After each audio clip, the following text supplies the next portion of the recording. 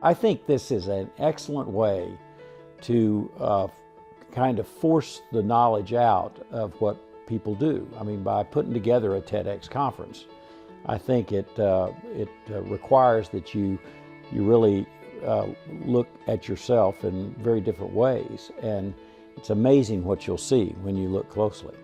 I'm a dedicated and loyal viewer of TED. I've seen a lot of TED presentations, and the idea that OSU could put on such a professional program the first time out, I think is remarkable. All of you know me and I know you, and so this is kind of just a conversation with the crowd. I think that was a real marquee start for the TEDx conference. It kind of created instant credibility. I mean, after all, he gave a TED talk at the main conference in California where people pay a lot of money to go. So to have him at our conference, I think, was a coup. He was obviously here because he's an OSU grad and supporter. But his message, I think, is very compelling. I always believe change will get you something better than what you have. It may not be perfect, but you will move in a direction that will be successful for you. We all have the power to change the world, and I want to tell you my story of the journey that I've taken to start this process. I think it was important and appropriate that we also had presenters who are alumni, because while we're doing a lot of very important things on campus, and while our students are doing a lot of important things around the world, as we saw, it's really the people who have graduated from here and taken what they learned here and shared it with the world. I want you to welcome to OSU Sampson and his handler, Bobby Lane. I had just visited a facility of ours where they actually train soldiers to disarm IEDs. And so that whole dimension of that circumstance I thought was fascinating. And the dog ran around and of course was very well behaved, but found that bag full of bad stuff fast. Chelates calcium, molecularly perfect for cell morphology. In terms of the cleverness of the lyrics, I thought it was right up there at the top. But I don't think Bruce Springsteen needs to look over his shoulder. Thank you for listening to our goofy stuff. Go State! Our goal here at Oklahoma State was to disinfect fecal material to produce an inert, dry, odor-free product that potentially has value.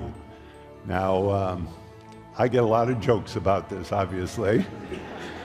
One of the most interesting presentations, and probably one of the most awkward for the crowd, including me, was the waterless toilet.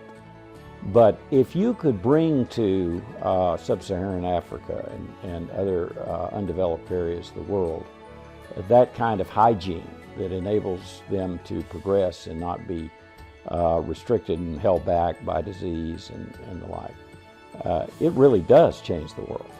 So this is kind of how we will and how we are changing the world.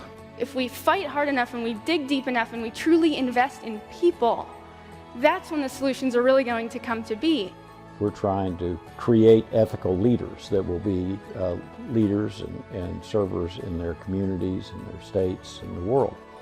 And so to see these students up talking about these initiatives, I think is a powerful confirmation that our mission is valid. Everyone from the man on the street to the governor of New York has said we need to have a conversation about climate change. Something is going on. Sustainability is a central mission of ours as well. Using the ground as a bank. You put energy in, you take energy out. Jim truly is the pioneer. He's the one who perfected this concept of geothermal, and it's completely green. There are no carbon emissions. There's nothing that harms the environment. It just helps. We're talking about nutrition. We're talking about physical activity. We're talking about mental and emotional well-being. So all of this combines helps make people healthier. Her real passion at Oklahoma State is assisting in this strive to be America's healthiest campus. You expect to have intellectual curiosity on among the faculty and the staff at a university, but what you hope is that students have the same curiosity. And at this TEDx conference, at least half of the people in the audience were students, which I was heartened to see because it demonstrated that they had that kind of intellectual curiosity. But I was probably even more surprised to see that we were viewed digitally by over 20,000 people from 31 countries. That did surprise me. You don't want to just fly over this area. There's a lot you can learn. People would be ill-advised to ignore this part of the world.